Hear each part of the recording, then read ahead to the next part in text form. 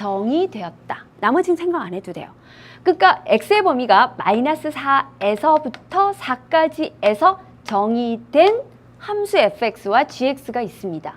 그런데 그 함수 fx와 gx의 그래프가 세 점에서 만나고 그 세 점의 x 좌표를 가르쳐 주고 있다라는 여기까지의 친절한 설명이었어요. 다음 부등식, 어떤 부등식? 분수부등식. 분수부등식을 풀 때 주의할 것은 막 통분해서 그냥 분자만 생각하면 안 돼. 항상 분모의 제곱을 생각해야 되는 포인트. 또 하나는 분모가 절대 제로 되면 안 돼라는 무연근에 대한 얘기도 중점적으로 다뤄졌습니다. 자, 그래서 다음 분수부등식을 만족시키는 그 정수 x의 개수를 구하여라 하고 알파의 범위, 베타의 범위 제시되고 있으면서요. 다음 내용을 보면 그래프를 가르쳐 주고 있어요. 자, 이 그래프를 보면서 이제 문제를 풀 텐데요. 먼저 앞부분의 내용을 보면서 처리할 건 처리하고 그래프로 해석할게요.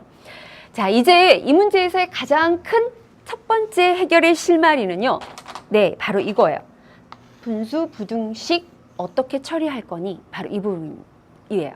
자, 이 분수부등식에서는 여러분들 어떻게 했죠? 우리가 수투 과정에서도 흔히 교과서에도 1, 2, 3 해서 3스텝으로 먼저 이 항에서 통분해라 라는 거. 왜? 자칫하면 식이 복잡해질 수 있으니까 정리부터 해라 라는 얘기였어요. 그러면 선생님이 자, 이 항에서 정리해 볼게요. 먼저 이 항하면 fx분의 gx 마이너스 1인데 통분하면 마이너스 fx가 0보다 작거나 같아요. 그리고 분수부등식에서는 조심할 것은 나 분모 없애고 싶다. 왜? 편하게 가려고. 다항 부등식으로 고치려고. 그래서 분모를 없애고자 하는 욕심 때문에 fx를 좌우변에 덜커덕 곱하면 안 된다라고 얘기했습니다. 왜? 그 fx가 양인지 음인지 몰라요.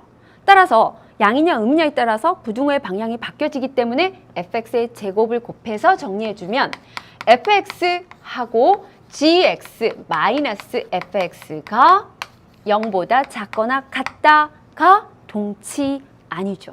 반드시 그러면서 누구?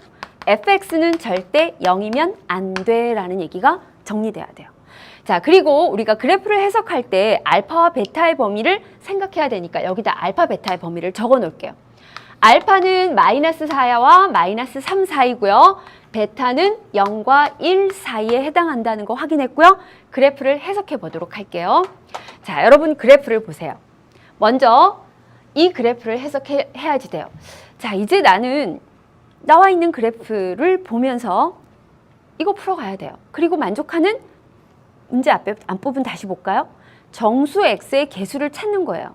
그리고 만나는 교점은 알파, 베타, 2라는 걸 이 그림에서 알파, 만나는 교점, 알파, 베타, 2 이게 만나는 교점이라는 거 알았어요. 그럼 지금 과연 얘를 어떻게 이 그래프를 가지고 해석해야 되는지를 생각해 볼게요. 우리 앞에서 경우의 수를 할 때도 큰 사건을 분류했듯이 이 부분 역시도 마찬가지 문제를 접근하는 방식 중에 하나가 분류부터 해볼게요. 먼저 여기 분명히 곱이거든요.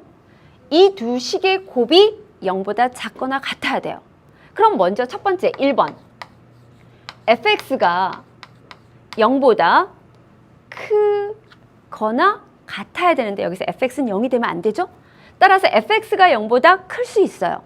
얘가 양이면 0보다 작거나 같으려면 얘가 양이고 얘가 반드시 0보다 작거나 같아야 되니까 결국은 gx는 fx보다 작거나 같아야 돼요. 두 번째 사건은요. 반대로 fx가 0보다 작을 수 있어요.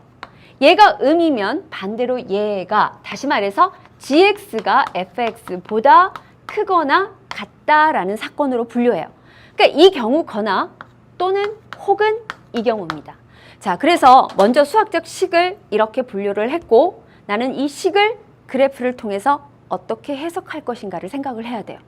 먼저 첫 번째 보면 fx가 0보다 크다 그랬는데 fx는 곡선이죠. 그죠? fx가 0보다 크다. 선생님이 이 색분필로 분류를 한번 해볼게요. fx가 0보다 크다. 그러면 좌변 이퀄 y, y 이퀄 fx 그려줬구나. 우변 이퀄 y, y 이퀄 0은 x축이에요. 말로 설명해보면 이 곡선이 x축 위에 그려져 있는 건 어디니? 이거예요. 한번 볼까요? 이 곡선이 x축 위에 그려져 있는 거 살짝 표시해서 얘 1번 체크할게요. 그 다음에 이 곡선이 X축 위에 그려져 있는 거 하나, 여기서 여기까지 요거 1번. 아, 1번의 경우는 이거구나. 그러니까 이때 fx가 0보다 큰 경우는 바로 이런 경우죠. 이 곡선이 X축 위에 있어야 돼. 그러면서 gx는 직선이거든요. 얘는 곡선이에요. 그러니까 한마디로 직선이 곡선보다 같아도 좋고 아래, 작거나 같다는 얘기는 아래에 있어야 돼요. 그럼 나의 머릿속에서는 직선이 곡선 아래에 있어야 돼. 직선이 곡선 아래에 있어야 돼. 그러니까 1번 중에서 직선이 곡선, 아 여기 있구나. 직선이 곡선 아래에 있는 경우 정수 마이너스 4. 근데 알파가 어디 있다 그랬지?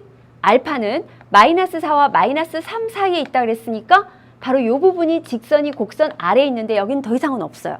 따라서 마이너스 4 하나만 여기서는 근이었거든요. 또 1번에서 보면 자 아까 뭘 입에 직선이 곡선 아래에 있어야 돼. 직선이 곡선 아래에 있어야 돼 했는데 베타는 0과 1 사이에요. 그러니까 여기 1이 있단 말이에요. 그럼 요 1은 아 직선이 곡선 아래에 있어야 돼. 2도 맞아요. 같아도 좋다 그랬는데 문제는 fx는 0이 되면 안 돼요. 그죠? 따라서 이 부분은 살짝 되는 것처럼 교점이어도 된다고 했지만 그 fx가 0이 되기 때문에 얘는 안 돼요. 그러면 여기서 되는 근은 마이너스 4하고 1하고 1번 상황에서 두 개가 나와요. 자 이제 2번 상황으로 가볼게요. 2번 상황은 바로 이 부분이겠죠?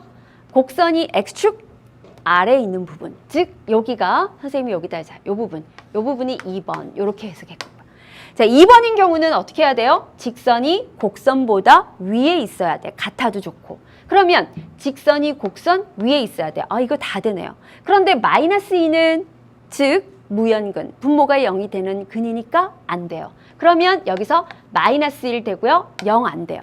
자, 되는 근 마이너스 1 찾았어요. 여기 하나 찾았어요. 자, 이제 2번으로 가서 다시 뭐라 그랬어요? 직선이 곡선 위에, 다 직선이 곡선 위에 있어요. 2는 무연근이니까 안 되고 3하고 4 다 돼요. 그래서 3, 4. 역시 다 합한 마지막 근의 개수는 몇 개예요? 네, 5개가 문제의 정답이라는 것 확인할 수 있습니다. 자, 그러니까 10번 문제는요. 분수부등식을 풀어가는 그 포인트를 잡으셔야 되고요.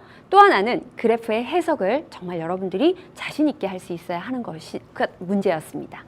자, 이제 우리가 3쪽에서 8번, 9번, 10번 문제 3문제 풀어봤습니다. 드디어 11번 문제는 여러분들이 보면 나올 만한 게 나왔군. 늘 예상했던 문제였습니다. 그죠? 자, 11번 문제 같이 한번 추론 능력 박스 처리되는 문제였거든요. 같이 한번 보도록 할게요.